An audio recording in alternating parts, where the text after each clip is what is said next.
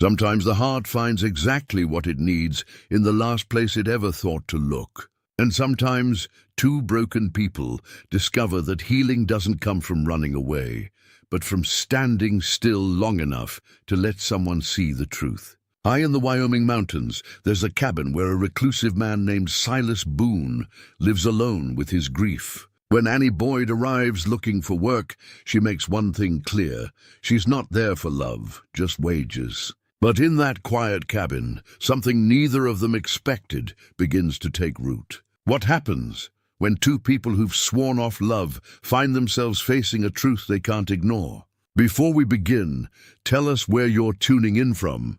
And if this story touches you, make sure you're subscribed, because tomorrow I've saved something extra special for you. Sometimes the heart finds exactly what it needs in the last place it ever thought to look. And sometimes two broken people discover that healing doesn't come from running away, but from standing still long enough to let someone see the truth. High in the Wyoming mountains, there's a cabin where a reclusive man named Silas Boone lives alone with his grief. When Annie Boyd arrives looking for work, she makes one thing clear. She's not there for love, just wages. But in that quiet cabin, something neither of them expected begins to take root. What happens when two people who've sworn off love find themselves facing a truth they can't ignore? Before we begin, tell us where you're tuning in from. And if this story touches you, make sure you're subscribed, because tomorrow I've saved something extra special for you. Annie Boyd had made the decision 3 days before she started the climb up the mountain. 3 days of watching her father's hands shake as he tried to count what little money they had left. 3 days of seeing the worry lines deepen around his eyes, the way he'd stare at the farm ledger like it might suddenly reveal a miracle tucked between the columns of debt. The farm wasn't going to make it through another winter. They both knew it, though neither had spoken the words aloud. She'd heard about the job in town, whispered over the counter at Morrison's general store. Silas Boone, the mountain man, needed a housekeeper.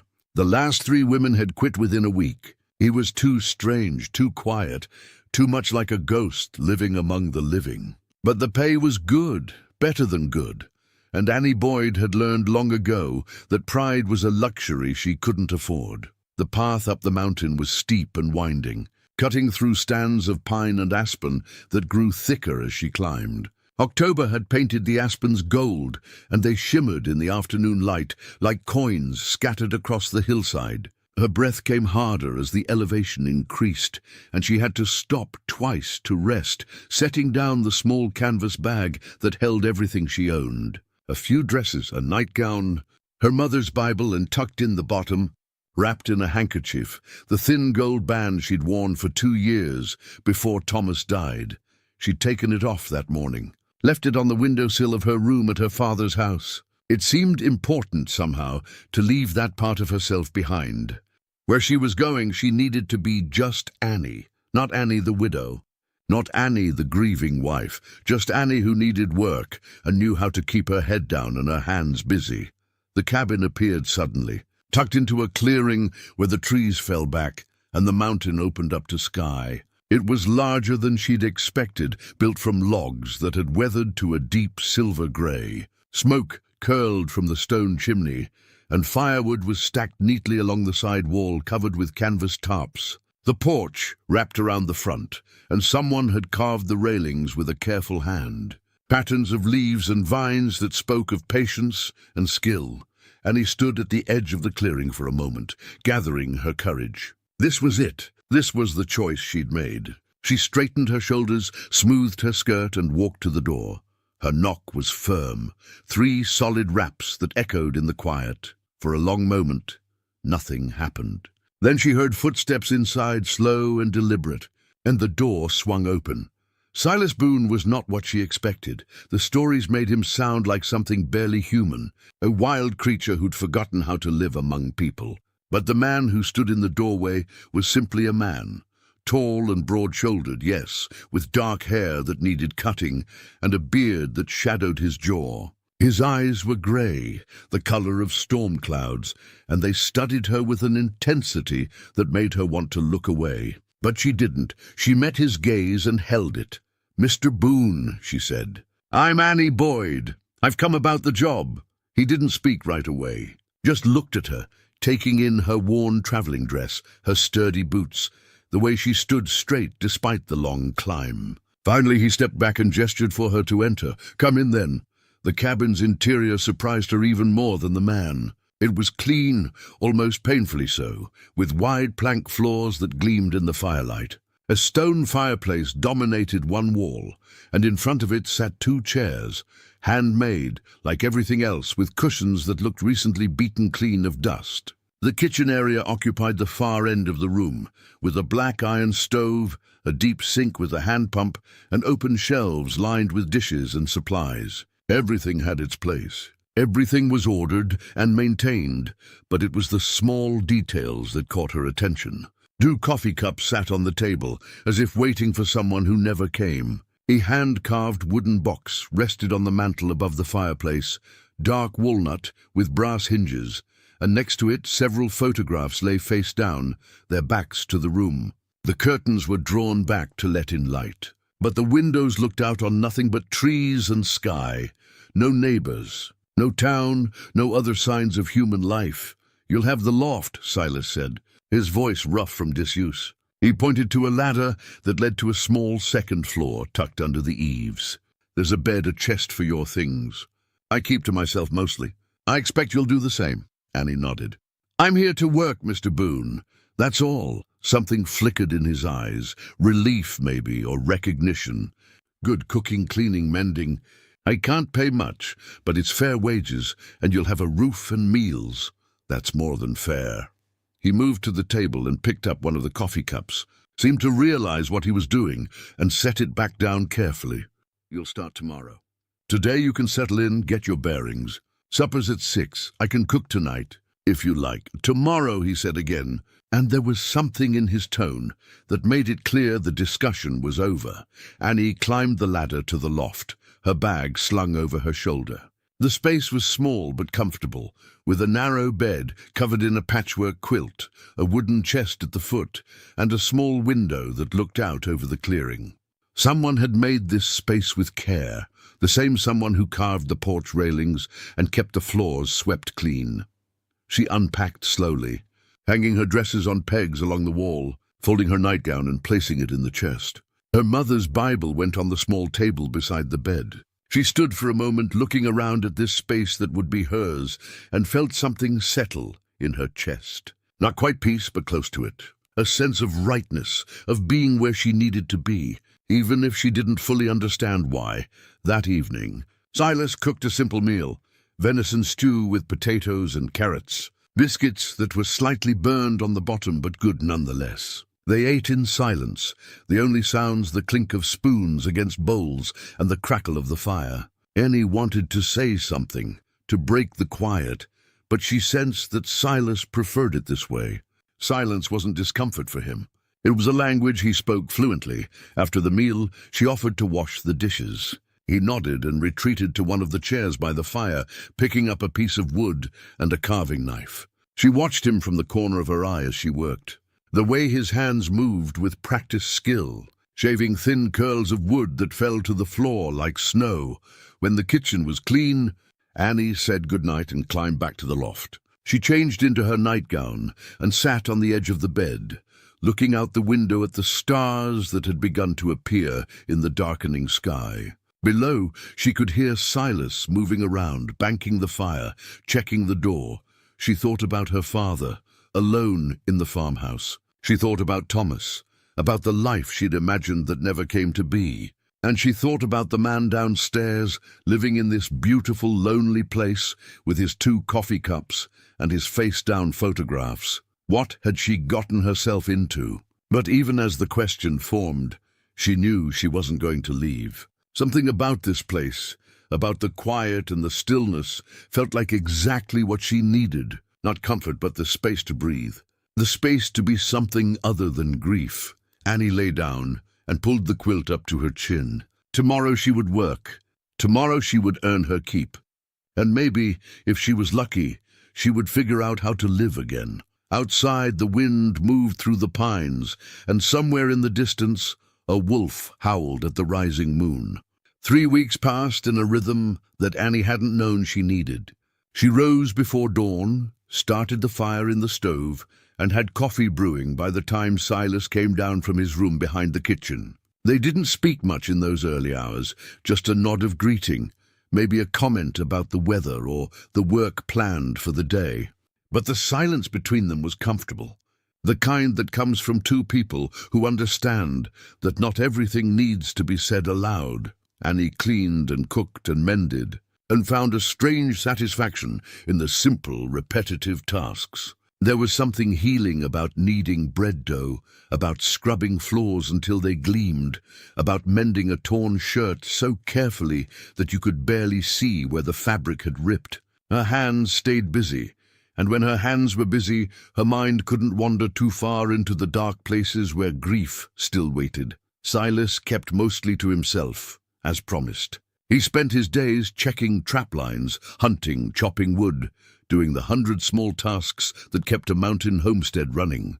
But Annie noticed things. The way he always set out 2 coffee cups in the morning, then seemed surprised to find the second one still full when he came in for lunch. The way he'd pause sometimes, standing at the window, staring out at nothing, with an expression that looked like he was listening for a voice that would never answer. The way he avoided the small room off the kitchen, the one with the door always closed. She didn't ask about any of it. She'd come here for work, not to pry into a stranger's sorrows. God knew she had enough of her own, but on a cold morning in early November, everything changed.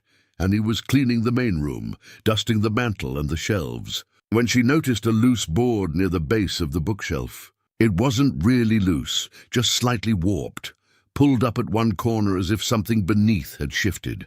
She knelt down, intending to press it back into place, but when she touched it, the board lifted easily. Beneath it was a small space, and tucked inside was a photograph. She shouldn't have picked it up. She knew that even as her fingers closed around the edges of the frame. But something about it called to her, some instinct that this was important, that this was the key to understanding the man who moved through this cabin like a ghost in his own life. The photograph showed 3 people. A younger Silas, clean-shaven and smiling in a way she'd never seen, his arm around a beautiful woman with dark hair and bright eyes. And in front of them, held between them, a boy of maybe 6 or 7 grinning at the camera with gap-toothed joy. They were standing in front of this very cabin, the porch behind them, and the love between them was so evident it seemed to radiate from the image itself. Annie's chest tightened. She understood suddenly so many things. The 2 coffee cups, the closed door, the photographs turned face down on the mantel, the wooden box that Silas never touched but never moved. This wasn't just a man who preferred solitude. This was a man who had lost everything. That's Clara and Daniel. Annie startled so badly she nearly dropped the photograph. Silas stood in the doorway, snow dusting his shoulders, his expression unreadable. She hadn't heard him come in. "I'm sorry," she said quickly, setting the photograph down with trembling hands. "I was just cleaning and the board was loose, and I didn't mean to." "It's all right." He crossed the room slowly, his boots leaving melting tracks on the clean floor. He picked up the photograph and looked at it for a long moment. "I put it there 5 years ago. Sometimes I forget it's even there. Other times I can't forget for a second." Annie stood, unsure whether to leave or stay. But something in Silas's face kept her rooted in place. He looked different somehow, not harder, but more present, as if the photograph had pulled him back from wherever he usually resided. "She was my wife," he said quietly. "Clara and Daniel was our son." He was 7 in this picture. Would have been 12 now if... His voice caught and he stopped. Annie waited. She understood about grief, about how sometimes you needed to let the words come in their own time, or not at all. Silas moved to the fireplace and stood looking at the flames. "Winter fever. 5 years ago last March.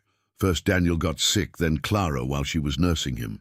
I rode down the mountain for the doctor, but by the time we got back," he shook his head, "they were both gone within 3 days of each other. Clara went second, I think she held on as long as she could, hoping Daniel would pull through.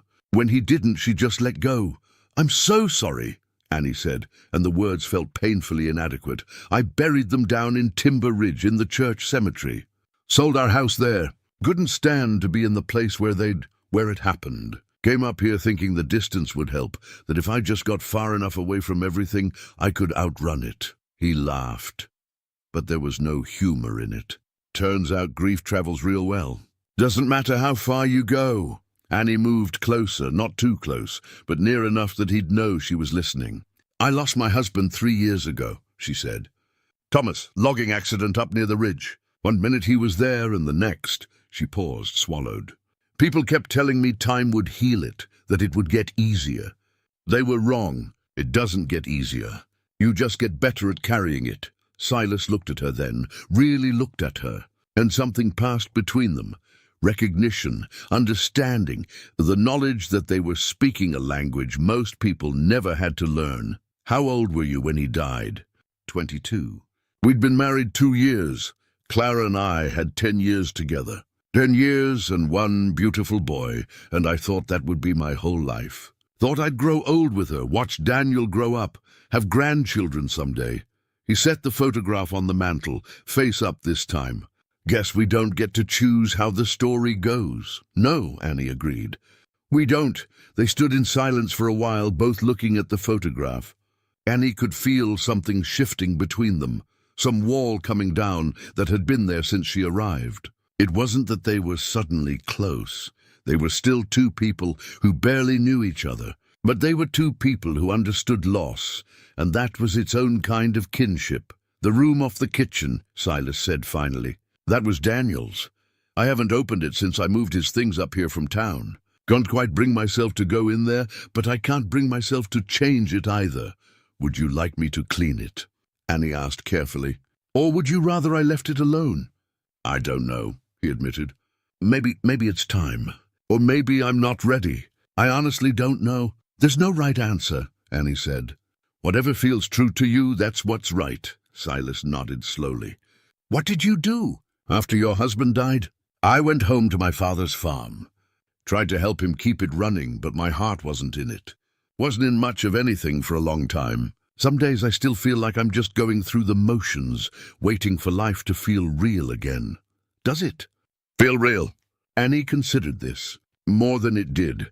Being up here, having work to do, having something to focus on besides grief, it helps. Not all the way, but some. "That's why I came up here too," Silas said. "Thought if I could just stay busy enough, work hard enough, I wouldn't have time to think about what I'd lost. But the mountain's a quiet place. Plenty of time to think, whether you want to or not. Maybe that's not such a bad thing," Annie suggested. "The thinking. The remembering. Maybe we're not supposed to outrun it. Maybe we're just supposed to learn to live alongside it." Silas turned to her, and for the first time since she'd arrived, he really smiled. It was small and sad, and didn't quite reach his eyes, but it was genuine. "You're wise for someone so young." "I don't feel young," Annie said. "Haven't for a while now. I know that feeling." They stood there as the afternoon light began to fade. Two people who had known profound loss, who had come to this mountain for different reasons, but found themselves in the same place nonetheless. And though neither of them said it aloud, both understood that something had changed between them. They weren't just employer and employee anymore.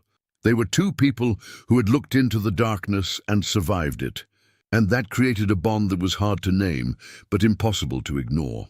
Later that evening, after a quiet supper, Silas did something he hadn't done before. He brought out the wooden box from the mantel and set it on the table between them. "These are letters," he said. "Clara used to write me letters, even though we lived in the same house. Little notes she'd leave in my lunch pail or tuck into my coat pocket. I saved every one." He touched the box gently, as if it were something sacred. "Haven't been able to read them since she died. But I keep them here where I can see them. A reminder that love was real, even if it's gone now." And he felt tears prick her eyes. "That's beautiful, or foolish. I haven't decided which. It's not foolish to honor what you loved." "That's not foolish at all," Silas opened his mouth as if to say something more, then seemed to think better of it. Instead, he picked up the box and returned it to the mantel, next to the photograph that now faced the room. Annie watched him, and something stirred in her chest that she hadn't felt in a very long time. Not love. It was too soon for that, and they barely knew each other. But possibility, the faint, frightening possibility that maybe grief didn't have to be the end of the story. That maybe there was something beyond just surviving, if you were brave enough to reach for it. That night, lying in her narrow bed in the loft, Annie thought about the photograph and the letters and the quiet way Silas had shared his story with her. She thought about Thomas, about the life they'd planned that would never be. And she thought about the fact that she'd come to this mountain looking for work, for a way to help her father, for a reason to keep putting one foot in front of the other. But maybe, just maybe, she'd found something more, something she hadn't known she was looking for until it appeared in front of her in the form of a grieving man who set out 2 coffee cups every morning and kept love letters in a wooden box on his mantel. She didn't know what to do with that realization. Didn't know if she should lean into it or run from it. All she knew was that something had shifted today, and she couldn't quite go back to the person she'd been when she climbed up this mountain 3 weeks ago. Outside, the wind howled and snow began to fall in earnest. Winter was coming to the high country, and with it, a different kind of season entirely. The days that followed were different, though Annie couldn't quite put her finger on how. The work was the same. Cooking, cleaning, mending, all the tasks that kept the cabin running smoothly. But the silence between her and Silas had changed. It was no longer the careful, distant quiet of strangers sharing a space. It was the comfortable quiet of 2 people who had seen each other's scars and chosen not to look away. Silas began to talk more. Not constantly. He was still a man of few words, but he'd share things as they worked together. Stories about the mountain, about tracking elk and reading weather patterns, about the way the forest changed with the seasons. He taught her how to read the sky for coming storms, how to tell fresh snow from old by the way it crunched underfoot, how to follow animal tracks and understand the stories they told. Annie found herself looking forward to these lessons, to the sound of his voice explaining the world around them.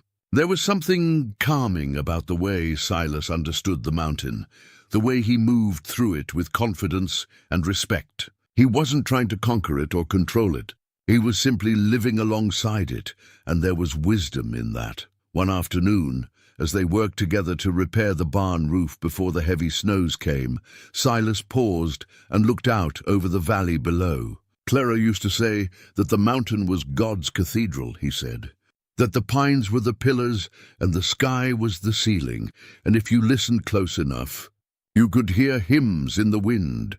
She sounds like she was a poet, Annie said, hammering a nail into place. She was. Used to write verse in a little notebook she kept in her apron pocket. Nothing fancy, just observations about the day, about what she saw and felt. He hammered his own nail, the sound echoing across the clearing. I wish I'd paid more attention when she'd read them to me. I'd give anything to remember them now. Maybe some things aren't meant to be remembered word for word, Annie offered. Maybe the feeling of them is enough. Silas considered this, then nodded. Maybe so.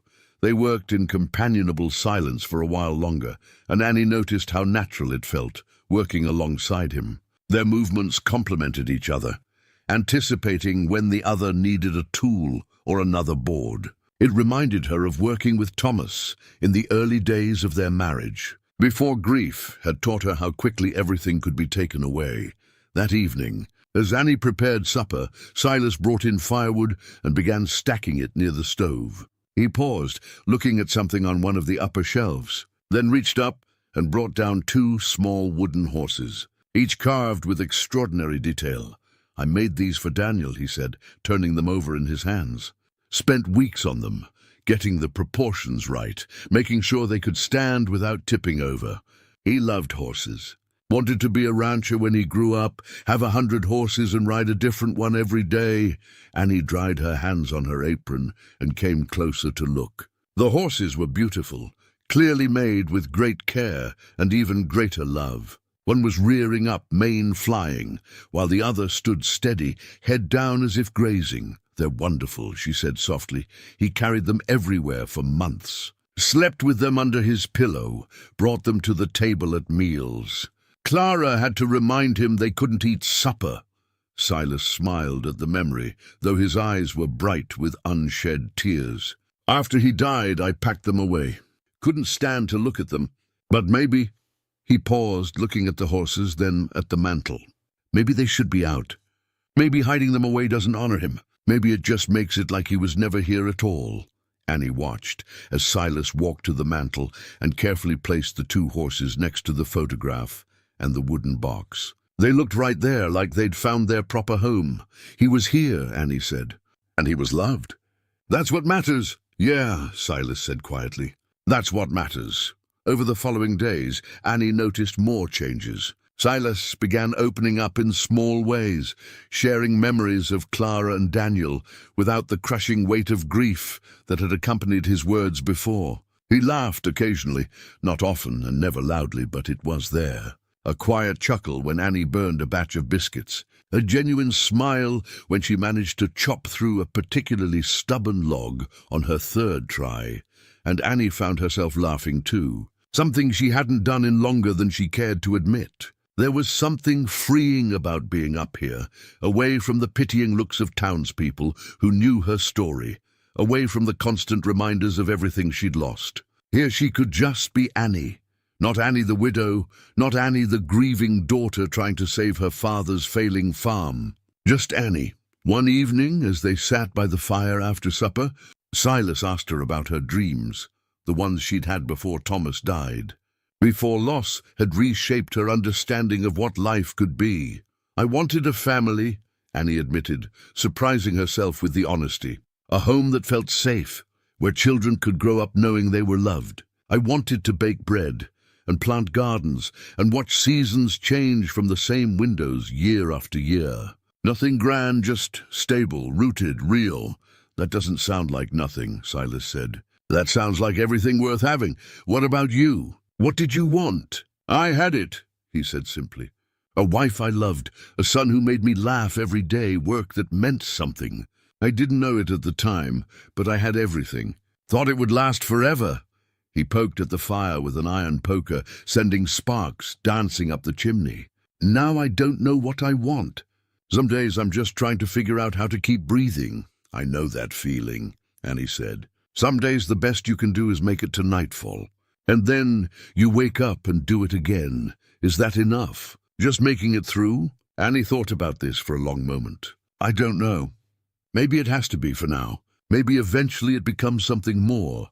But maybe for now, surviving is enough." They sat in silence, watching the fire. Annie was acutely aware of how close they were sitting, how she could feel the warmth radiating from Silas's body, how their shoulders almost touched. It would be so easy to lean into him, to seek comfort in another person's presence. But she held herself still. She'd come here for work. She'd made that clear from the beginning. Getting tangled up in feelings, that wasn't part of the arrangement.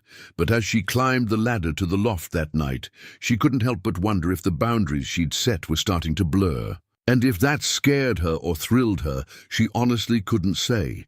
The next morning brought a letter, delivered by the mail carrier who made the long trek up the mountain once a week. Silas opened it at the table, read it quickly, and his expression darkened. "What is it?" Annie asked. "Bank," he said tersely. "They're saying I'm 3 months behind on property taxes. Threatening to foreclose if I don't pay by spring," and he felt her stomach drop. "How much do they want?" He named a sum that made her wince. It wasn't a fortune, but for a man living alone on a mountain, scraping by on hunting and trapping, it might as well have been. "I've been so—" He stopped, rubbed a hand over his face. "I haven't been paying attention. Since Clara and Daniel died, I've just been existing, not really living. Let things slide that shouldn't have slid. Can you pay it?" Annie asked, though she already suspected the answer. "Not all at once. Maybe over time, if they'll let me. But banks aren't known for their patience." Annie's mind raced. This was more than just Silas losing his home. If he lost this land, where would he go? And what would happen to her? She'd left her father's farm to come here, had promised herself she'd earn enough to help him. If she had to go back empty-handed, if the farm failed because she hadn't been able to help, we'll figure it out, she said, with more confidence than she felt. There has to be a way. Silas looked at her, and something in his expression made her breath catch. Annie hesitated, then nodded. I'm here, aren't I? Might as well help if I can. For a moment she thought he might argue, might retreat into that proud independence that kept most people at arm's length. But instead he just nodded slowly. All right then, he said. We'll figure it out together. And there it was again, that word, together. It hung in the air between them, meaning more than it should, promising more than either of them was ready to acknowledge. But the threat was real, and the deadline was approaching. They had until spring to find a solution, or Silas would lose everything he had left of the life he'd built with Clara and Daniel. Annie looked out the window at the mountain rising above them, at the trees heavy with snow, at the vast expanse of wilderness that both sheltered and isolated them. She'd come here looking for work, for a way to survive. But somewhere along the way, this had become about more than just survival.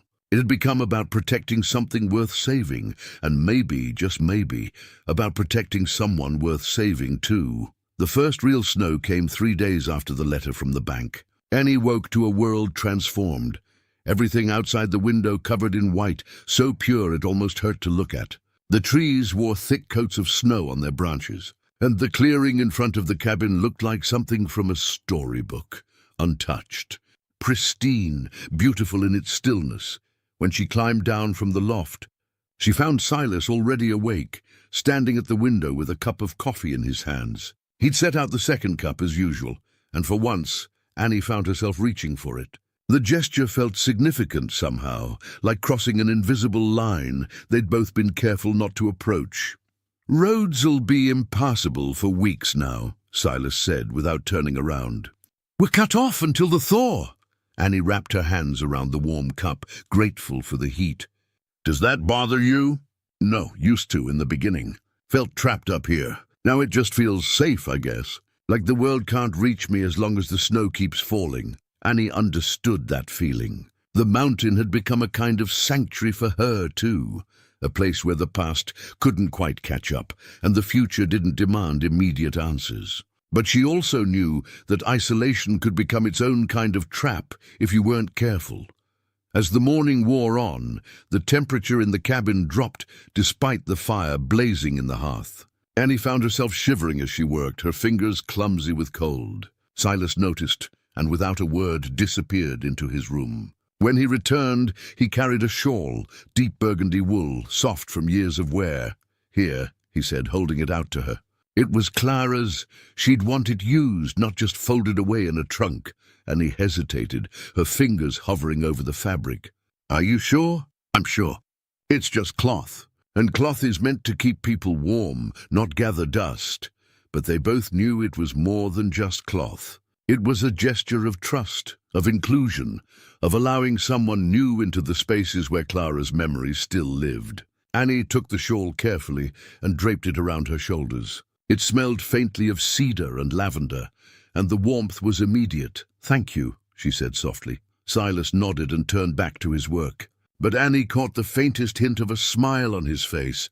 That evening, they sat by the fire, as had become their habit, and Silas began to tell her stories about his childhood in these mountains, about his father teaching him to hunt and trap, about the hard winters when game was scarce and they had to make do with what they could forage or preserve. He spoke about Clara too, about how they'd met in Timber Ridge when they were barely more than children, how he'd known from the first moment he saw her that she was the one he'd spend his life with. "Did you feel that way about your husband?" Silas asked. "That knowing?" Annie considered the question. "I thought I did at the time. Thomas was kind and steady, and my father approved of him. It felt right, like it was what I was supposed to do. But I was so young, barely 19 when we married. I'm not sure I really knew what love was yet. And now, do you know?" The question caught her off guard. "I don't know. Maybe love is different for everyone. Maybe for some people it's lightning, and for others it's something that grows slow and steady, like a tree. Clara was lightning for me, Silas said. Knocked me sideways the first time I saw her. But what we built together over the years, that was the tree. The roots that go deep and hold strong, even when the storms come. He paused. Except the storm that took her was stronger than any roots could hold against. Annie pulled the shawl tighter around herself. I think maybe both kinds of love can exist at once. The lightning that starts it and the roots that sustain it, maybe so. They fell into silence, but it wasn't uncomfortable.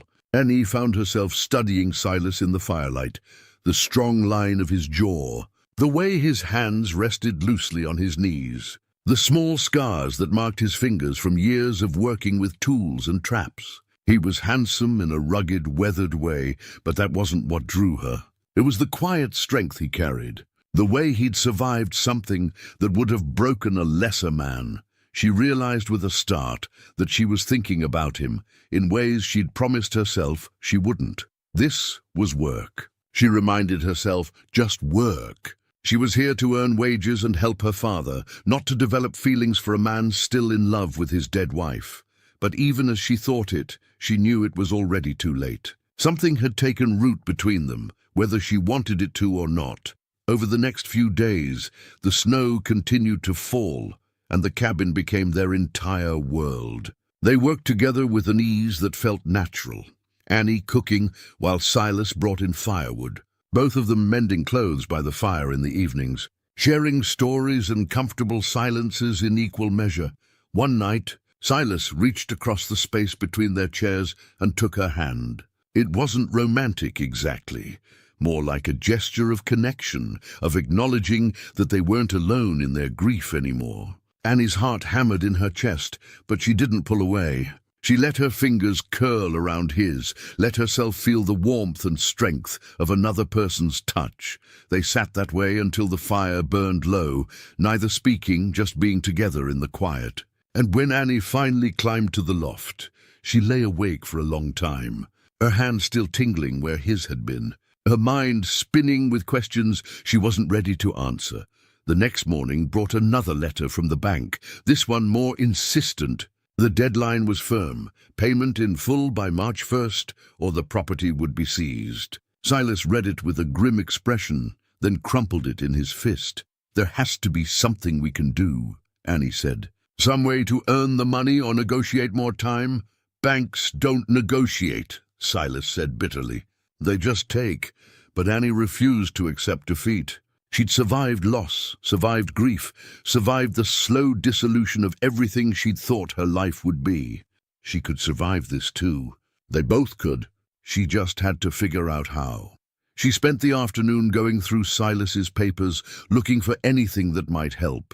Old contracts, property deeds, anything that might give them leverage. And in the back of a drawer, beneath stacks of old receipts and faded letters, she found something that made her breath catch. But she said nothing about it yet. She needed to be sure, needed to understand what she was looking at before she got Silas's hopes up. That night, lying in her narrow bed with Clara's shawl wrapped around her shoulders, Annie made a decision. She was going to fight for this place, for this man, for the fragile peace they'd both found on this mountain. She'd come here for work. But somewhere along the way, it had become about so much more than that. Annie waited 3 days before telling Silas about what she'd found. She wanted to be certain, wanted to understand the documents fully before raising hopes that might be dashed. During those 3 days, she studied the papers carefully, reading and rereading every word, trying to make sense of legal language that felt designed to confuse rather than clarify. What she'd found was a ledger book, old, leather-bound with pages yellowed by time. It had belonged to Clara, that much was clear from the careful handwriting on the inside cover. But it wasn't just a household ledger. Tucked between pages of grocery lists and recipe notes were pressed flowers, small sketches of the cabin and the mountain, and in the margins, notes written in Silas's hand. Little messages of love and appreciation, scattered throughout the book like hidden treasures. "Your stew was perfect tonight," one note read. almost as perfect as you. Found that blue flower you were looking for. Pressed it for you here. Love you more than words. 10 years married today. Best decision I ever made." Annie felt like an intruder reading these intimate messages, but she couldn't look away. This was love in its most honest form. Not grand gestures or elaborate declarations, but small daily affirmations of devotion. The kind of love that Thomas had never quite managed. That Annie had never quite believed possible until she saw it written here in fading ink. But it was what she found tucked into the back of the ledger that changed everything. A set of documents. Property papers, by the look of them, but older than the ones the bank was using to threaten foreclosure. These showed the original purchase of the land by Silas's father, Jonas Boone, back in 1867, and according to these papers, the property had been paid in full, with no mortgages, no liens, nothing that would give the bank any legal claim. There was also a letter, dated 20 years ago, from a lawyer in Cheyenne. It referenced a clerical error in the land office records, something about the property transfer not being properly recorded when Jonas Boone died and left everything to Silas. The letter promised to rectify the situation, but there was no follow-up, no confirmation that the issue had ever been resolved. Annie's hands trembled as she read. If the original transfer was never properly recorded, if there was confusion about who actually owned the land, then maybe, just maybe, the bank's claim was invalid. On the fourth morning, she brought the ledger to breakfast and set it on the table in front of Silas. "What's this?" he asked, looking at it with confusion and something that might have been pain. "It's Clara's garden journal. I found it while I was looking through your papers for anything that might help with the bank situation. I'm sorry, I know I shouldn't have read it, but Silas, there's something in here you need to see." She opened to the back pages and showed him the documents. Silas read slowly, his expression shifting from confusion to surprise to something that looked almost like hope. "My father's deed," he said quietly. "I didn't know Clara had kept this. There's more. This letter from the lawyer. It says there was a problem with the property transfer when your father died. It was never properly recorded at the land office. If that's true, if the transfer is still unresolved, then the bank might not have legal grounds to foreclose." Silas looked up at her, and in his eyes she saw a war between hope and the fear of hoping. That was 20 years ago. Surely it's been sorted out by now, but what if it hasn't? What if this is still sitting in some clerk's filing cabinet in Cheyenne, never resolved? It's worth checking, isn't it? It's worth fighting for. Fighting how? "I can't afford a lawyer. Can barely afford to keep the lights on as it is." Annie had thought about this. "We go to Cheyenne ourselves. We take these documents to the land office, see what they have on record. If there's a discrepancy, if there's any question about the bank's claim, maybe we can buy time. Maybe we can find a way to make this right. That's a long shot, Annie, and Cheyenne's a week's journey, even in good weather. We'd need money for the trip, for a place to stay, for—" "I have some money saved," Annie interrupted. "Not much, but enough for train tickets and a few nights in a boarding house. And if we're careful, if we do this right, it might be the solution we need." Silas stared at the documents for a long moment, then at Annie. "Why would you do this? Risk your savings? Spend your time on something that might not even work? This isn't your fight." Annie met his gaze steadily. "Isn't it? I live here too. I work here. And besides—" She paused, trying to find the right words. "I've spent 3 years just surviving, Silas. Just getting from one day to the next without any real purpose beyond not giving up. This place, helping you fight for it, it feels like something worth doing. Like something that matters." The silence stretched between them, heavy with things neither was quite ready to say. Finally, Silas reached across the table and covered her hand with his. "Thank you," he said simply. "I don't deserve your help, but I'm grateful for it." "You do deserve it," Annie said firmly. "You deserve to keep the home you built, the land your family worked, and I'm going to help you do it." They spent the rest of that day and the next organizing the documents, making a list of everything they'd need for the trip to Cheyenne. Annie wrote to her father, explaining that she'd be away for a while longer, but that everything was fine. She didn't mention the real reason for the trip, didn't want to worry him or raise his hopes about the money she'd been sending home. 3 days before they were scheduled to leave, another letter arrived. This one wasn't from the bank. It was from the lawyer Silas had consulted years ago, Mr. Abernathy, now based in Cheyenne. Someone, probably Clara before she died, had kept up occasional correspondence with him. The letter was addressed to Clara, dated 6 months before her death, but it had been stored in the box with the other papers and never opened. Silas opened it now, his hands shaking slightly. As he read, his expression shifted from confusion to understanding, to something that looked like grief mixed with relief. "What does it say?" Annie asked. "He's been trying to resolve the property issue all these years. Says there's definitely a problem with the land records, that the transfer was never completed properly. He was waiting to hear back from the Territorial Land Office when..." Silas's voice broke. "When Clara died, and I never thought to follow up with him. Never even knew there was an ongoing issue. But he's still working on it," Annie said, reading over his shoulder. "Or he was 6 months ago. This is good, Silas. This means we have an advocate, someone who already knows the case, if he's even still practicing. This letter is almost 6 years old. Then we'll go to Cheyenne and find out. If he's there, wonderful. If not, we'll find someone else. But we're not giving up." Silas looked at her for a long moment, then slowly smiled. It was a real smile, the kind that reached his eyes and made him look years younger. "You're stubborn, you know that." "I've been told that before," Annie admitted, smiling back. That evening, as they sat by the fire making final preparations for the journey, Silas told her more about his father. About Jonas Boone, who'd come west after the war, determined to build something lasting in a land that promised new beginnings. About how he'd chosen this spot for its beauty and its isolation, had built the cabin with his own hands, log by log. About how he'd always said the land would be in the family forever, passed down through generations. He used to carve these little notches in the porch railing, Silas said, running his hand along the wood.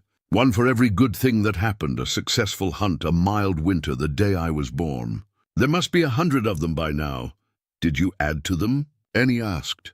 "After he died, I did. Carved one the day I married Clara, another when Daniel was born. Haven't carved one since..." He stopped, swallowed hard. "Haven't had a reason to, I guess." Annie thought about this. About how we mark our joy, how we measure our lives. About how grief can make us forget that there are still moments worth marking. Still reasons to hope. "Maybe when we win this fight," she said carefully. "Maybe that would be worth a notch." Silas looked at her, and in his eyes she saw something she couldn't quite name. "Maybe it would," he agreed quietly. "Maybe it would." Later, when Annie climbed to the loft, she found herself unable to sleep.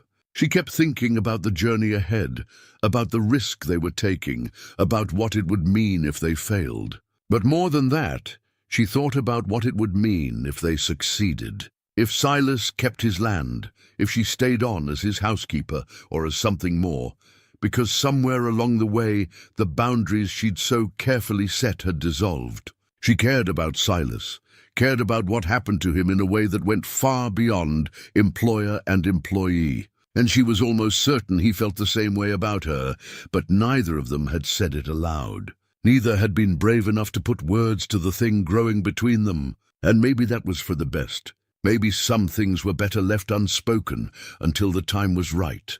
But as Annie finally drifted off to sleep, wrapped in Clara's shawl, she knew the time was coming when silence wouldn't be enough anymore. When they'd have to decide what they meant to each other and what kind of future, if any, they wanted to build together. The morning they left for Timber Ridge to catch the train to Cheyenne, the air was crisp and cold, but the sky was clear. A good omen, Annie hoped, though she'd never been particularly superstitious. Silas loaded their bags onto the sled he used for hauling supplies, and they made their way down the mountain path together, their breath forming clouds in the frozen air. The descent took most of the morning. Annie found herself looking back more than once, watching the cabin grow smaller in the distance until it disappeared entirely behind the trees. It surprised her how much the sight affected her, as if she were leaving home rather than just taking a temporary trip. When had this place become home? When had she stopped thinking of her father's farm as where she belonged? They reached Timber Ridge in early afternoon. The town was exactly as Annie remembered it from her supply runs. A single main street, lined with shops and businesses, a church with a white steeple, houses spreading out in neat rows. People stopped and stared as she and Silas made their way toward the train station, whispers following in their wake. "That's him," Annie heard someone mutter. The mountain man. "Crazy as they come, and that's the Boyd girl. Shame what she's gotten herself into." Annie lifted her chin and kept walking. Let them talk. She knew the truth, and that was all that mattered. At the general store, they ran into Mr. Garrett, the banker who'd sent the threatening letters. He was a thin man with wire-rimmed spectacles and the kind of smile that never reached his eyes. "Mr. Boone," he said, his tone dripping with false courtesy. "I trust you've come to settle your debt?" "We're working on it," Silas said evenly. "Working on it isn't the same as paying it." "The deadline stands, Mr. Boone, March 1st, not a day later. We understand the terms," Annie said, stepping forward. "And we'll meet them." Garrett's gaze shifted to her, and his smile turned condescending. "Miss Boyd, I'd heard you were keeping house for Mr. Boone. I do hope you're being paid regularly, given his financial difficulties." "My employment is none of your concern," Annie replied coolly. "And neither is how we choose to handle our business." "Our business?" Garrett raised an eyebrow. "How interesting. Well, I suppose it's your prerogative to align yourself with a lost cause. Just don't say you weren't warned." He tipped his hat and walked away, leaving Annie furious and Silas looking troubled. "He's trying to rattle us," Annie said.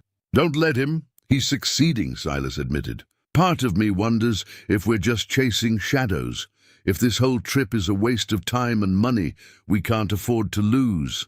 Annie took his arm, a bold gesture in public, but one she felt was necessary. "We're not chasing shadows. We're fighting for what's yours. And we're not going to let men like Garrett win just because they think they can bully us into giving up." Something in Silas's expression softened. "You're fierce when you're angry, you know that." "Good, because I'm planning to be angry until we win this fight." The train arrived an hour later, belching steam and smoke as it pulled into the station. They found seats in a modest car, settling in for the long journey ahead. As the train lurched into motion and Timber Ridge disappeared behind them, Annie felt a strange mix of apprehension and excitement. She'd never been this far from home before, never ventured beyond the small world of her father's farm and the mountain cabin. The landscape changed as they traveled, mountains giving way to rolling plains, pine forests to open grassland. Silas sat by the window watching the scenery pass, and Annie found herself watching him instead. The way the light caught in his hair, the strong line of his profile, the slight furrow between his brows that suggested he was deep in thought. "What are you thinking about?" she asked. "Clara," he admitted. "We talked about taking a trip once, seeing Cheyenne and maybe even Denver. But there was always something that needed doing. The farm, Daniel's schooling, one thing or another. We kept saying we'd go someday, but someday never came. I'm sorry. Don't be. I'm learning that regret doesn't change anything. All we have is now, and the choices we make going forward." He turned to look at her. "I'm glad you're here, Annie. I don't think I could do this alone." "You could," Annie said. "But you don't have to." They shared a meal from the basket Annie had packed, bread and cheese and dried apples. As evening fell and the other passengers began to doze, they talked in low voices about everything and nothing. About books they'd read, places they'd like to see, what they'd do with the cabin if they managed to save it. "I'd like to fix up Daniel's room," Silas said. "Maybe turn it into a proper guest room. Or," he paused, seeming uncertain, "or maybe a nursery someday if—" He stopped, as if realizing what he'd implied. Annie's heart hammered in her chest. "If what?" Silas met her eyes, and in his gaze she saw vulnerability and hope tangled together. "If life gave me another chance at that kind of happiness. I don't know if I deserve it, but I'd like to think it's possible. Everyone deserves another chance," Annie said softly. especially people who've loved deeply and lost. They fell into silence, but Silas reached across the space between them and took her hand. Annie let him, intertwining her fingers with his. It felt natural, right? Like they'd been doing this for years instead of weeks. That night, in separate rooms at a modest boarding house in Cheyenne, Annie lay awake thinking about what Silas had said. About second chances and the possibility of happiness. About whether she was brave enough to reach for what she wanted instead of just settling for what seemed safe. She'd told Silas she came to the mountain for work, nothing more. But that had been a lie, or at least a partial truth. She'd come looking for a reason to keep going, for something to make her feel alive again after years of just existing, and she'd found it. Not in the work itself, but in the quiet man who carved wooden horses for a son who would never play with them again. In the strength it took to keep living when everything you loved had been taken away. In the possibility that two broken people might somehow make each other whole. Tomorrow they'd go to the land office and begin their fight. But tonight, Annie let herself imagine a future that went beyond just saving the cabin. A future where she and Silas carved their own notches in the porch railing, marking moments of joy they'd create together. It was a dangerous hope. But maybe, just maybe, it was one worth holding on to. The Wyoming Territorial Land Office was housed in a brick building on 3rd Street. Its windows tall and narrow, its interior dim, even in the morning light. Annie and Silas climbed the steps together, the weight of the documents heavy in the leather satchel Silas carried. This was it, the moment that would determine whether their hope had any foundation or whether they were just two people chasing an impossible dream. A clerk sat behind a high desk, his spectacles perched on the end of his nose, his expression one of perpetual boredom. When Silas explained what they needed, the man sighed as if they'd asked him to move a mountain. Property records from 1867. That's 40 years back. Those files are in the basement, and I'm not authorized to retrieve them without proper documentation. You'll need to file a formal request, pay the research fee, and wait 3 to 6 weeks for processing. 3 to 6 weeks, Annie repeated, her voice rising despite her best efforts to stay calm. We don't have that kind of time. The bank is threatening foreclosure in less than 2 months, the clerk shrugged. Not my problem, miss. Rules are rules. Silas's jaw tightened, but before he could respond, a door at the back of the office opened, and an older gentleman emerged. He was tall and distinguished, with silver hair and a neatly trimmed beard, dressed in a suit that spoke of both means and taste. Did I hear someone mention a foreclosure issue? He asked, his voice warm and curious. The clerk straightened in his chair. Yes, Mr. Abernathy. These people are asking about old property records. I was just explaining our procedures, Abernathy. Annie's breath caught. This was the lawyer who'd been corresponding with Clara, the one who'd been trying to resolve the property issue all those years ago. Mr. Abernathy, Silas said, stepping forward. I'm Silas Boone. I think you knew my wife, Clara. The older man's expression shifted immediately from polite interest to genuine surprise and then sadness. Clara Boone, yes, I knew her.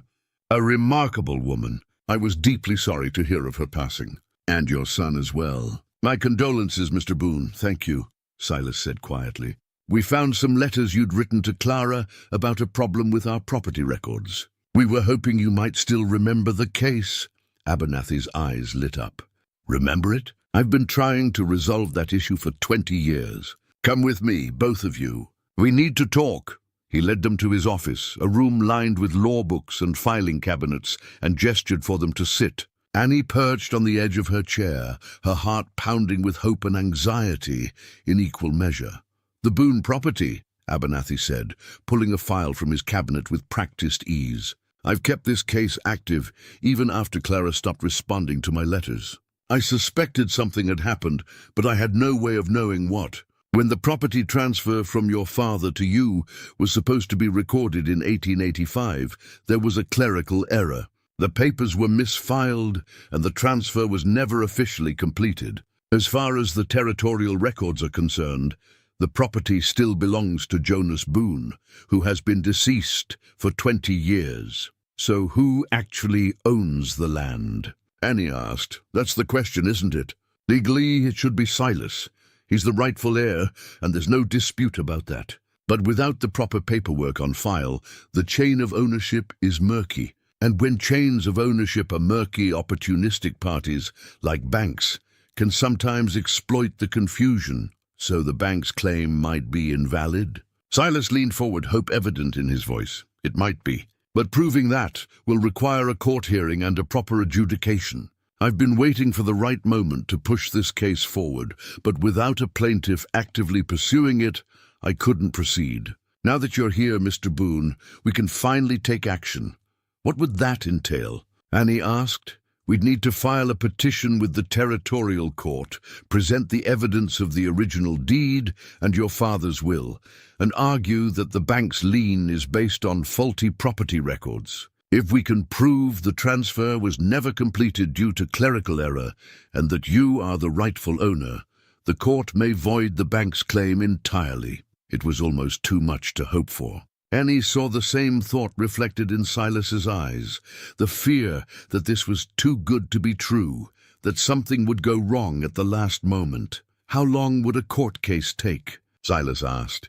If we move quickly, we could have a hearing within 2 weeks. The territory is trying to modernize its legal processes, and property disputes are being fast-tracked. But I won't lie to you, it's not a guaranteed win. The bank will fight hard, and they have resources we don't. But we have the truth, Annie said firmly. That has to count for something. Abernathy smiled at her. The truth is a powerful thing, young lady. Let's see if we can make it powerful enough. They spent the rest of the morning going through documents with Abernathy, building their case piece by piece. The lawyer was thorough and encouraging, and for the first time since they'd started this journey, Annie felt like they might actually have a chance. As they were preparing to leave, Abernathy reached into his desk and pulled out an envelope. Before you go, there's something else. Clara gave this to me during our last meeting, about a week before she passed. She asked me to keep it sealed and to give it to you, Silas, if you ever came to see me about the property. She said you'd know when the time was right. Silas took the envelope with trembling hands. His name was written on the front in Clara's careful script. He stared at it for a long moment, then tucked it into his coat pocket. Thank you, he managed. They left the office in a daze, the cold Cheyenne air a shock after the warmth of Abernathy's office. They walked in silence for a while, both processing everything they'd learned. Finally, they found a small park and sat on a bench, watching people pass by on the street. Are you going to read it? Annie asked, nodding at the envelope in Silas's pocket. I don't know if I can. Not yet. Would you like me to leave you alone? No. Silas reached for her hand. Stay, please. They sat in silence for a few more minutes. Then, with a deep breath, Silas pulled out the envelope and carefully opened it. Inside was a single sheet of paper covered in Clara's handwriting. His hands shook as he read, and Annie saw tears begin to slide down his cheeks. She knew, he whispered. She knew she was dying, and she wrote this. What does it say? Annie asked gently. Silas handed her the letter, unable to speak. Annie read the words Clara had written all those years ago. My dearest Silas, if you're reading this, then I'm gone, and you've finally taken the step I've been praying you would take, fighting for the life and home we built together. I know grief will try to swallow you whole. I know you'll want to disappear into the mountain and never come back. But please, my love, don't let grief make you forget how to live. You have so much love left to give, so many years ahead of you. Don't waste them in solitude. Daniel and I will always be with you, but we don't want to be the reason you stop reaching for joy. Find someone who makes you laugh again. Find someone who sees the good man you are, not just the broken one you think you've become. Build a new life while honoring the old one. And most importantly, remember that loving again isn't betraying what we had. It's continuing it in a different form. I want you to be happy, Silas. That's all I've ever wanted. With all my love, always, Clara. Annie's vision blurred with tears. She looked at Silas, who was openly weeping now, and without thinking, she wrapped her arms around him. He held on to her like a drowning man holds a rope, his shoulders shaking with the force of his grief and relief and the weight of permission he'd been waiting years to receive. They stayed that way for a long time, Two people holding each other in a park in Cheyenne, while the world moved around them and the past finally began to loosen its grip. When Silas finally pulled back, he wiped his eyes and looked at Annie with an expression she'd never seen before, open, vulnerable, and full of something that looked like hope. "I came to this mountain to hide," he said, "to disappear into my grief and never have to face the world again. And then you showed up with your rules about work and no nonsense, and you—" He stopped, searching for words. "You made me want to live again, made me remember that life is worth living even after loss." Annie's heart was beating so hard she thought it might break through her chest. "Silas, let me finish," he said, taking both her hands in his. "I know you said you weren't here for love, and I respected that. I tried to keep my distance, tried not to feel things I had no right to feel. But Annie, I failed spectacularly at that. Somewhere between the first burned biscuit and this moment right here, I fell in love with you. And I know it's too soon. I know we're in the middle of fighting for my land. I know the timing is all wrong. But Clara's letter, it made me realize I can't keep hiding from what I feel. Life's too short and too uncertain to waste it pretending." Annie felt tears streaming down her own face now. All her carefully constructed walls, all her rules about keeping things professional, all her fear of loving and losing again, it all crumbled in the face of this honest, brave declaration. "I lied," she said, her voice breaking. "When I said I was just there for work, I was lying to you and to myself. I was terrified of feeling anything for anyone ever again, terrified of opening my heart and having it broken. But you—" she squeezed his hands, "you made it impossible not to feel, not to hope, not to imagine a future that looks nothing like the past, but might somehow be even better. So you're saying—" "I'm saying I love you too, Silas Boone. I'm saying I want to fight for this land, yes, but I also want to fight for us, for whatever life we can build together." The kiss, when it came, was gentle and tentative at first, two people learning how to trust again, how to reach for happiness without fear of it being snatched away. But it deepened, became more certain, a promise without words that they were in this together. Whatever came next, when they finally pulled apart, both were breathless and smiling. And Annie realized she couldn't remember the last time she'd felt this light, this free, this full of possibility. "So what now?" she asked. Silas smiled, a real smile that transformed his entire face.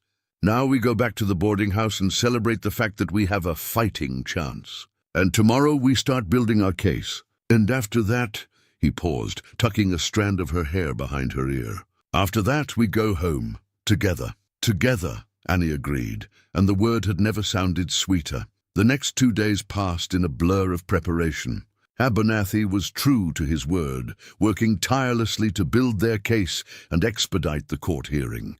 He gathered depositions from town officials in Timber Ridge who remembered Jonas Boone, tracked down the original surveyor's records from 1867, and compiled a mountain of evidence that proved beyond doubt that Silas was the rightful owner of the property. Annie and Silas spent their days helping however they could, running errands, organizing documents, and going over their testimony with Abernathy until they could recite the facts in their sleep. But they also found time for themselves, for quiet moments stolen between the chaos of preparation. They walked through Cheyenne together, discovering the city's rhythms and routines. They ate meals in small restaurants where no one knew their story, where they could just be two people enjoying each other's company. They talked about everything, their childhoods, their dreams, the small daily details that make up a life. And slowly, carefully, they began to imagine what their future might look like if everything went according to plan. "I want to expand the cabin," Silas said one evening as they sat on the porch of their boarding house, watching the sun set over the distant mountains. "Add a proper addition, maybe with a sitting room and a larger kitchen. Clara always wanted more space for when we had guests." "That sounds lovely," Annie said, leaning against his shoulder. "And we should fix up the barn too. Maybe get some chickens, a milk cow. Make the place more of a working homestead." "We," Silas repeated, his arm tightening around her. "I like the sound of that," Annie smiled. "So do I." The night before the hearing, neither of them could sleep. They sat up in the boarding-house parlor, the only ones awake at that late hour, and talked in low voices about their fears and hopes. "What if we lose?"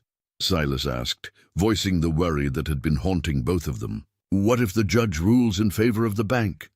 "Then we'll figure something else out," Annie said firmly. "We'll appeal, or we'll find another way to raise the money, or I don't know, but we won't give up. Not now, not after coming this far. I've been thinking," Silas said slowly. "If we do lose the land, if we have to leave the cabin, I want you to know that it's not about the place anymore. It's about us. I'd live anywhere as long as you were there with me." Annie felt tears prick her eyes. "Don't say that like we've already lost. We haven't even fought yet." "I know, but I needed you to know. The cabin, the land, it's important. It's my family's legacy. But you're my future, Annie, and I won't lose sight of that. No matter what happens tomorrow." They held each other in the quiet parlor, drawing strength from each other, until the first light of dawn began to creep through the windows. The courthouse was an imposing building of gray stone, its columns tall and intimidating. Annie felt small as they climbed the steps, Silas's hand firm in hers. Abernathy met them at the entrance, looking confident and professional in his court attire. "Are you ready?" he asked. "As ready as we'll ever be," Silas replied. The courtroom was already filling with people, curious townspeople, legal clerks, and sitting at the plaintiff's table, representatives from the bank, led by a sharp-featured lawyer who looked like he'd never lost a case in his life. Mr. Garrett was there too, his expression smug and confident. Annie and Silas took their seats behind Abernathy's table, and Annie tried to calm her racing heart. Everything they'd worked for, everything they'd hoped for, came down to this moment. The judge entered, an older man with kind eyes and a stern demeanor. The bailiff called the court to order, and the hearing began. The bank's lawyer went first, laying out their case with precision and confidence. He argued that Silas had failed to pay his property taxes for multiple quarters, that the debt was substantial and undisputed, and that foreclosure was the only reasonable remedy. He presented documents showing the missed payments, the notices sent, the legal process followed to the letter. It was damning testimony, and Annie felt her stomach clench with worry. But Abernathy remained calm, taking notes and occasionally whispering to Silas. When it was their turn, Abernathy stood and addressed the court with the measured confidence of a man who knew his case inside and out. He explained the history of the property, Jonas Boone's original purchase, and the clerical error that had never been corrected. He presented the original deed, the surveyor's maps, Jonas's will, and most importantly, the lawyer's correspondence, showing that the issue had been known about for 20 years, but never resolved. "Your Honor," Abernathy said, his voice carrying through the courtroom, "the bank is attempting to foreclose on property that, according to official territorial records, doesn't legally belong to my client. The chain of title is broken due to a clerical error that occurred in 1885. Until that error is corrected, any lien placed on the property is invalid," the bank's lawyer objected strenuously, arguing that the tax obligations existed regardless of title issues. But Abernathy was prepared, citing case law and precedent that supported their position. Then it was time for testimony. Silas took the stand, his voice steady as he explained his family's history on the land. He spoke about his father building the cabin with his own hands, about growing up in those mountains, about marrying Clara and raising Daniel there. He spoke about the loss of his wife and son, and how he'd retreated into grief so completely that he'd let important matters slide. "I take full responsibility for not staying on top of the paperwork," Silas said. "But that land is my family's legacy. 3 generations of Boones have worked that soil, and I'm asking for the chance to continue that legacy." When it was Annie's turn, she testified about finding the documents in Clara's ledger, about their journey to Cheyenne, about why they were fighting so hard for this land. The bank's lawyer tried to rattle her with questions about her relationship with Silas, implying impropriety, but Annie held her ground. "I came to Mr. Boone's cabin as his housekeeper," she said clearly. "But I stayed because I found something worth staying for. A good man who'd suffered terrible loss but was still trying to live with honor and dignity. And a home that deserved to be preserved, not seized by people who care nothing for its history or meaning. She saw several people in the courtroom nodding, and even the judge looked moved by her words. The bank's lawyer called Garrett to the stand, and he testified about the bank's attempts to work with Silas, about the multiple notices sent, the patience they'd shown. But under Abernathy's cross-examination, Garrett's polished demeanor began to crack. He admitted that the bank had been eager to acquire the property due to its valuable timber rights, that they'd been less patient than they might have been with other debtors. "So you saw an opportunity," Abernathy said, "to acquire valuable property at a fraction of its worth by exploiting a man in grief." Objection. The bank's lawyer shouted. "Sustained," the judge said. "Mr. Abernathy, please rephrase. Did the bank consider the extenuating circumstances of Mr. Boone's situation when determining how aggressively to pursue foreclosure?"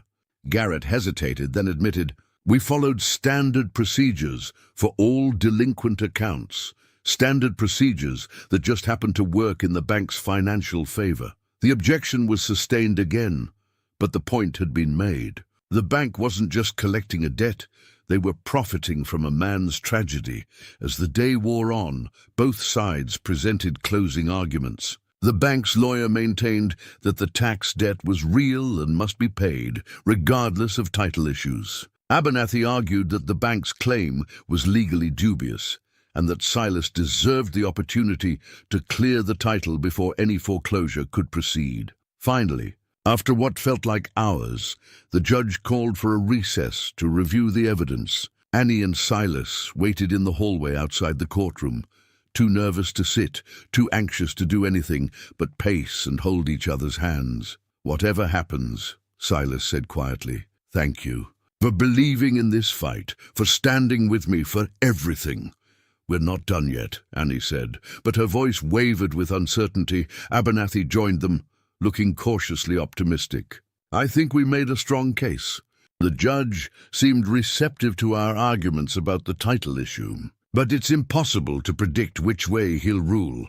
20 minutes later, the bailiff called them back into the courtroom. The judge had reached his decision. Annie's heart pounded so hard she could barely hear as the judge began to speak. He reviewed the case methodically, outlining both sides' arguments, acknowledging the complexity of the situation.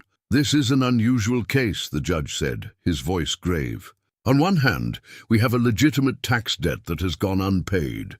On the other, we have a serious question about the validity of the bank's lien, given the unresolved title issue." He paused, looking at both tables, and Annie held her breath. "After reviewing all the evidence, I find that the plaintiff's case has merit.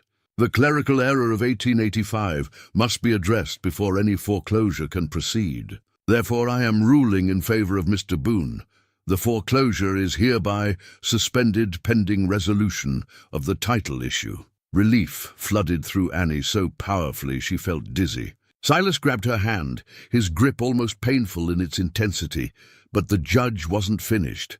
"However," he continued, "the tax debt remains a valid obligation. Mr. Boone, you will have 6 months to clear the title and pay the outstanding taxes, plus a reduced penalty given the circumstances. If you fail to meet this deadline, the foreclosure proceedings will resume. Do you understand?" "Yes, Your Honor," Silas said, his voice thick with emotion. "Thank you, Your Honor." The judge nodded and brought his gavel down with a resounding crack. "This court is adjourned." For a moment, Annie couldn't move, couldn't breathe, couldn't do anything but stare at Silas in disbelief. They'd won. Not completely. They still had to pay the debt, but they'd won the most important battle. The land was still his, and they had time to figure out the rest. Then Silas pulled her into his arms and held her so tightly she could barely breathe. And neither of them cared that they were in a public courtroom with dozens of witnesses. They'd fought for this, and they'd won. And nothing else mattered in that moment. Abernathy was smiling broadly, shaking Silas's hand, explaining next steps about clearing the title and setting up a payment plan. People were congratulating them, patting Silas on the back. telling them they'd always known the bank was overreaching.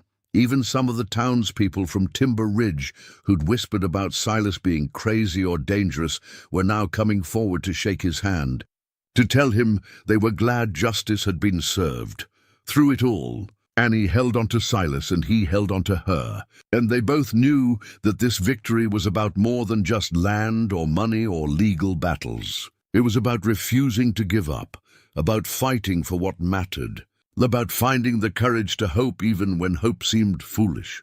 That evening, as they celebrated with Abernathy over a modest dinner, Annie looked at Silas and saw not the broken, grieving man she'd met months ago, but someone transformed by the possibility of a future worth building. And she knew that whatever challenges lay ahead, and there would be challenges, there always were, they would face them together. The journey wasn't over. They still had 6 months to clear the debt, still had to return to the mountain and figure out how to raise the money. But for the first time since Annie had climbed up that mountain path with her small canvas bag and her carefully guarded heart, she felt like the impossible might actually be possible. She'd come looking for work, but she'd found so much more, a home, a purpose, and a love she'd stopped believing existed, and that, she thought as Silas smiled at her across the table, his eyes bright with hope and joy, was worth fighting for. The return to the mountain felt different than the journey down. Annie and Silas travelled in comfortable silence, both lost in thought about everything that had happened and everything that still needed to be done. They had 6 months to pay the debt, 6 months to find a way to raise money that seemed substantial for 2 people living on the edge of the wilderness. But Annie refused to let doubt creep back in. They'd come too far, fought too hard to give up now. The cabin looked exactly as they'd left it, snow-covered and peaceful, tucked into the mountainside like it had always been there, and always would be. But as Annie stepped inside, something felt different. It wasn't just a place she worked anymore.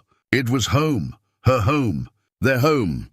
Over the next few days, they settled back into their routine, but with a new energy and purpose. They drew up plans, made lists, and strategized about how to raise the money they needed. Silas could sell more timber rights, but carefully, without stripping the land. Annie could expand her preserves and baked goods business, maybe even start taking orders from the hotels in Cheyenne. Every option was considered, every possibility explored. One evening, as they sat by the fire, reviewing their financial calculations for the 100th time, Silas set down his pencil and looked at Annie with an expression she'd come to recognize, the one that meant he had something important to say, but wasn't sure how to begin. "What is it?" she asked. "I've been thinking," he said slowly, "about us, about what happens after we pay off the debt and the land is truly ours." Annie's heart began to beat faster. "What about it?" "I know we haven't known each other long. A few months isn't much time, not really. But I feel like I've known you longer than that, like I've been waiting for you without even knowing it." He took her hands in his. "Annie Boyd, when this is all settled, when the land is secured and we can breathe again, I want to marry you. If you'll have me." Annie felt tears spring to her eyes. It wasn't a surprise, not really. They'd been building toward this moment since that day in Cheyenne. But hearing him say it, hearing the hope and vulnerability in his voice, made it real in a way that took her breath away. "Yes," she said, her voice breaking. "Yes, I'll marry you. I can't think of anything I want more." Silas pulled her into his arms, and they held each other while the fire crackled and the wind whispered through the pines outside. It was a quiet moment, intimate and profound, the kind that would stay with them for the rest of their lives. "I don't have a ring," Silas said, pulling back to look at her. "I gave Clara's to be buried with her, and I wouldn't feel right asking you to wear it anyway." "I don't need a ring," Annie said. "I just need you and this life we're building together." "Still," Silas said, "you deserve something. A symbol, a promise." He stood and walked to the mantel, picking up the small wooden box that had held Clara's letters. He opened it carefully and pulled out a thin gold chain with a small pendant, a delicate carving of a pine tree, no bigger than a thumbnail. "I made this for Clara years ago, when we were first married. She wore it every day until he stopped, swallowed hard. Before she died, she took it off and put it back in the box. She wrote me a note saying that if I ever found someone else to love, I should give this to her. Not as a replacement, but as a continuation. Clara believed that love didn't end, it just transformed into new shapes. Annie took the necklace with trembling hands, holding it up to the firelight. The carving was exquisite, every needle on the tiny pine tree perfectly rendered. It was a labor of love, and Clara's generosity in offering it to whoever came next took Annie's breath away. "Will you help me put it on?" she asked. Silas fastened the chain around her neck, his fingers gentle on her skin. Annie touched the pendant, feeling the weight of it, not heavy but significant.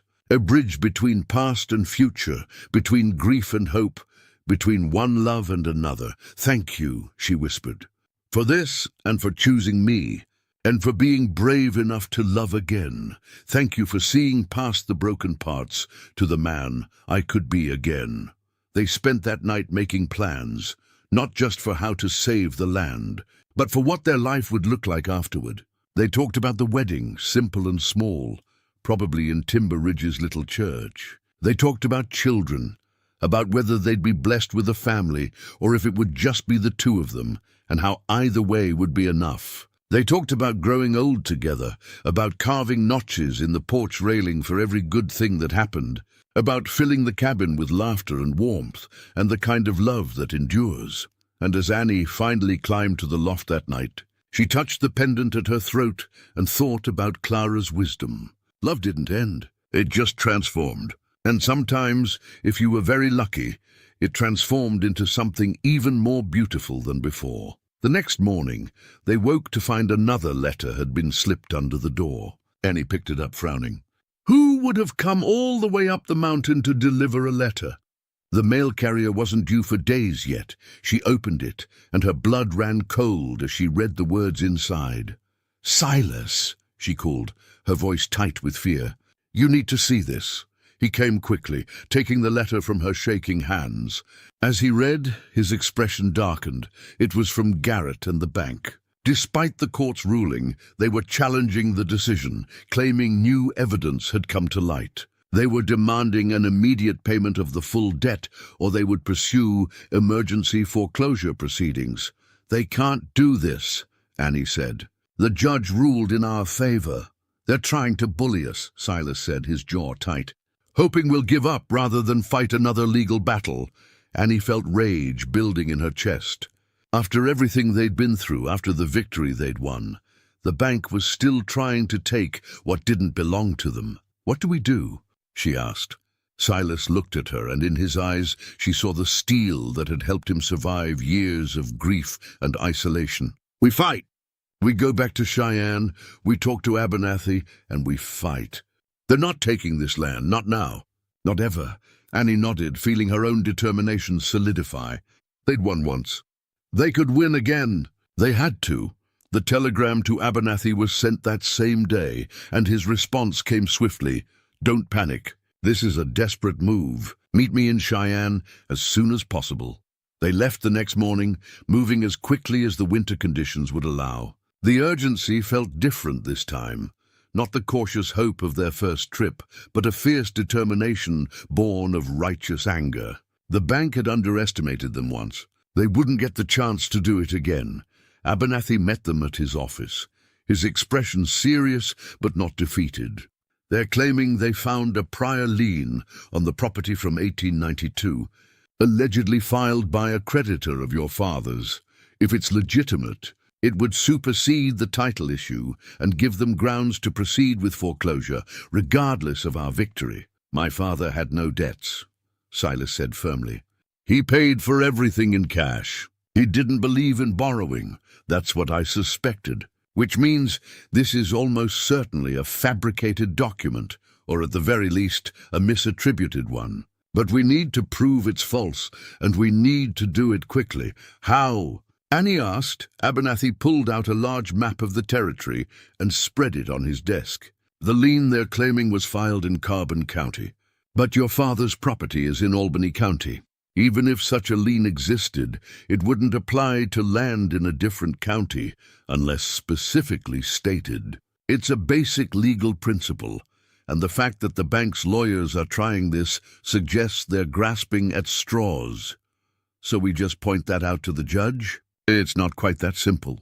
We need to retrieve the actual filing from Carbon County records to prove it doesn't reference your father or his property. And we need to do it before the emergency hearing they've requested, which is scheduled for 3 days from now. 3 days. Annie felt the familiar knot of anxiety in her stomach, but she pushed it down. They'd faced worse odds and prevailed. They could do it again. I'll go to Carbon County myself, Abernathy said. You two should prepare your testimony.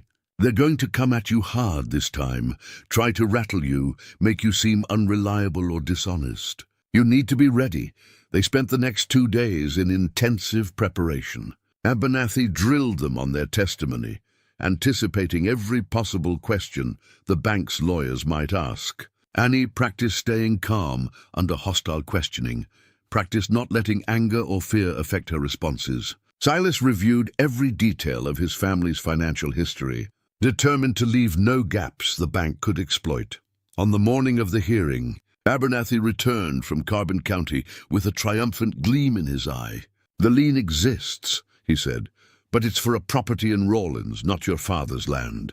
It belonged to a Jonas Boone, but a different one, Jonas T. Boone, not Jonas R. Boone. The bank either confused the two or hoped we wouldn't check carefully enough to notice the difference. So it's fraud, Annie said. Attempted fraud, at the very least. And the judge is not going to be pleased. The courtroom was packed for the emergency hearing. Word had spread about the case, and people were curious to see if the bank would succeed in their aggressive tactics, or if the mountain man and his housekeeper would prevail again. The bank's lawyer presented their case with confidence, arguing that the newly discovered lien changed everything. But when it was Abernathy's turn, he methodically dismantled their argument, presenting the actual lien document and highlighting the different middle initial, the different county, the complete lack of any connection to Jonas R. Boone or his property. Your Honor, Abernathy said, his voice ringing with controlled outrage. This is either gross incompetence or deliberate deception on the part of the bank. They have wasted this court's time with a spurious claim based on a document that has no relevance to this case whatsoever. The judge's expression grew increasingly stern as he reviewed the evidence. He questioned the bank's lawyer sharply, asking how such a fundamental error could have occurred. The lawyer stumbled through his explanation, clearly caught off guard by having their bluff called so decisively. Finally, the judge had heard enough. I find the bank's claim to be without merit, and their presentation of this evidence to be, at best, careless and at worst, an attempt to manipulate these proceedings. His voice was cold with disapproval. The original ruling stands. Mr. Boone has 6 months to clear the title and pay his debt, and the bank will make no further attempts to interfere with that timeline. Furthermore, given the bank's conduct in this matter, I am reducing the penalty amount by half. If the bank wishes to object, they may file an appeal, but I warn them that I will look very unfavorably on any further frivolous motions. The gavel came down with a resounding crack, and Annie felt something release in her chest, all the tension, all the fear, all the uncertainty that had been building since they received that threatening letter. They'd won.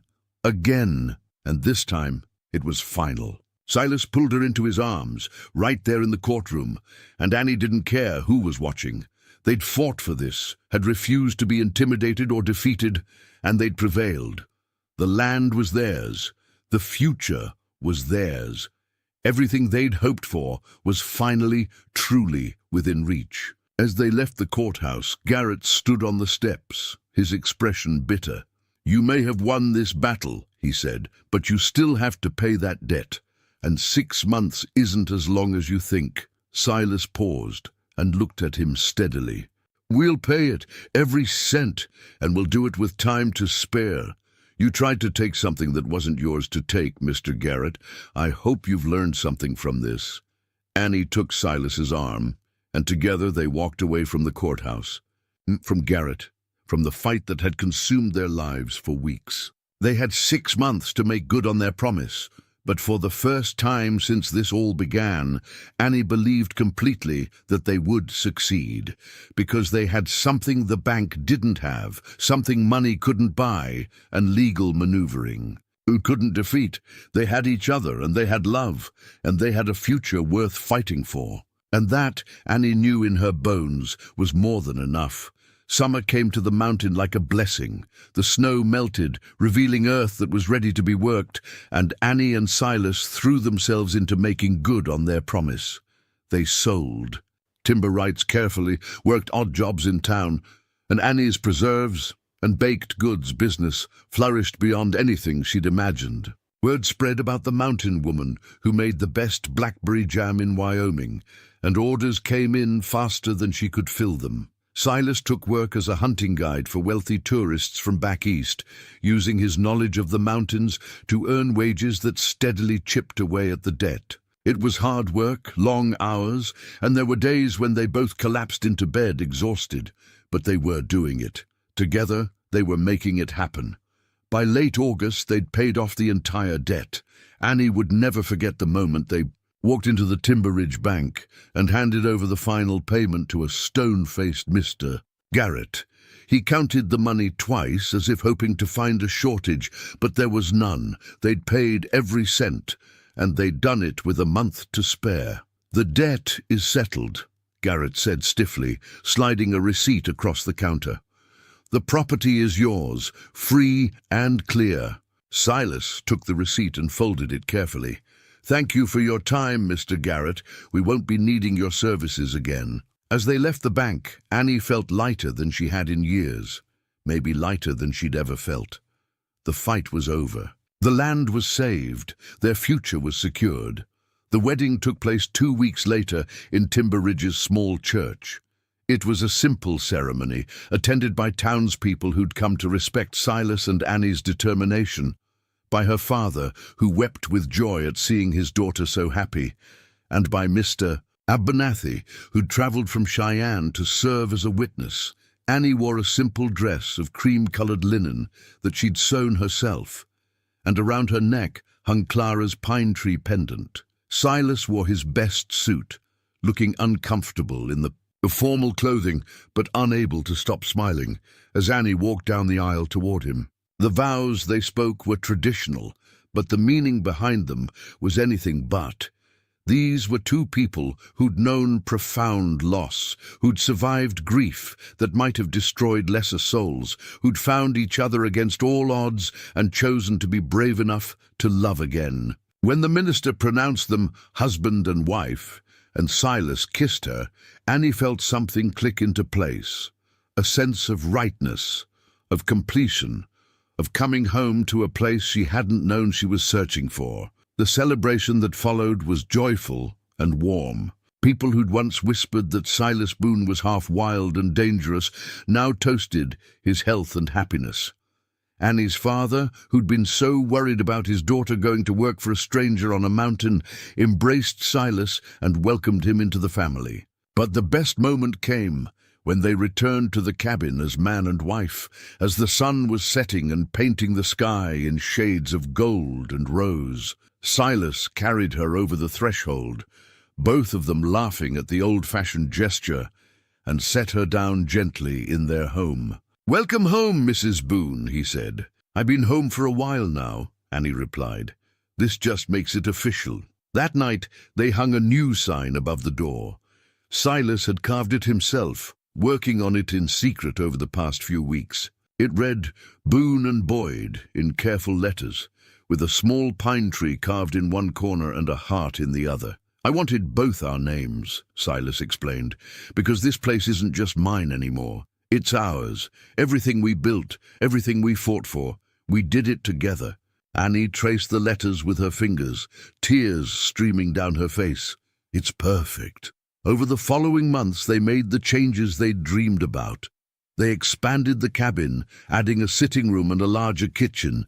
They fixed up the barn and brought in chickens and a gentle milk cow. They planted a garden that Annie tended with the same care Clara once had, using the old ledger as a guide and adding her own notes in the margins. And slowly, carefully, they opened Daniel's room. Together, they sorted through his things, keeping what mattered and letting go of what didn't. They transformed it into a guest room, but left the 2 wooden horses on a shelf, a reminder of the boy who'd once filled this place with laughter. Spring came again, and with it, news that made Annie's heart sing. She was expecting a baby. The joy on Silas's face when she told him was something she'd treasure forever. Not just happiness, but healing. Proof that life continued, that love created new life, that the future they'd fought so hard for was becoming real. When their daughter was born on a crisp October morning, they named her Clara Rose. Clara for the woman whose blessing had made their love possible. Rose for new beginnings. She had Silas's grey eyes and Annie's stubborn determination, and from the moment she entered the world, she was deeply, profoundly loved. On a perfect summer evening, when Clara Rose was almost a year old and toddling around the cabin on unsteady legs, Silas took out his carving knife and walked to the porch railing. Annie followed, watching as he carved a new notch, the first he'd made since before his son's death. "What's this one for?" she asked, though she thought she knew. "For everything," Silas said simply. "For second chances and new beginnings. For love that doesn't end but transforms.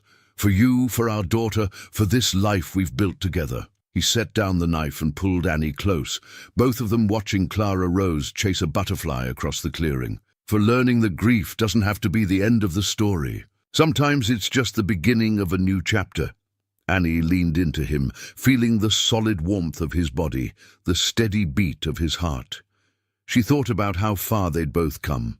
From 2 broken people just trying to survive to 2 whole people building a life worth living. It hadn't been easy.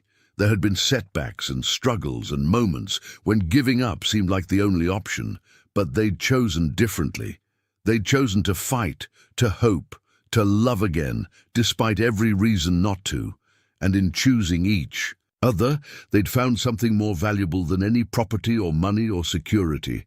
They'd found a home not made of logs and stone, but of trust and commitment, and the kind of love that weathers any storm.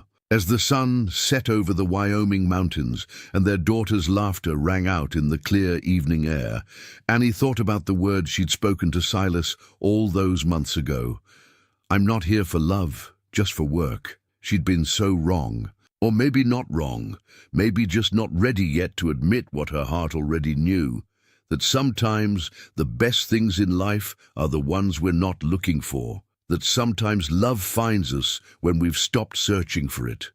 That sometimes the greatest adventures begin with the simplest words. "I've come about the job."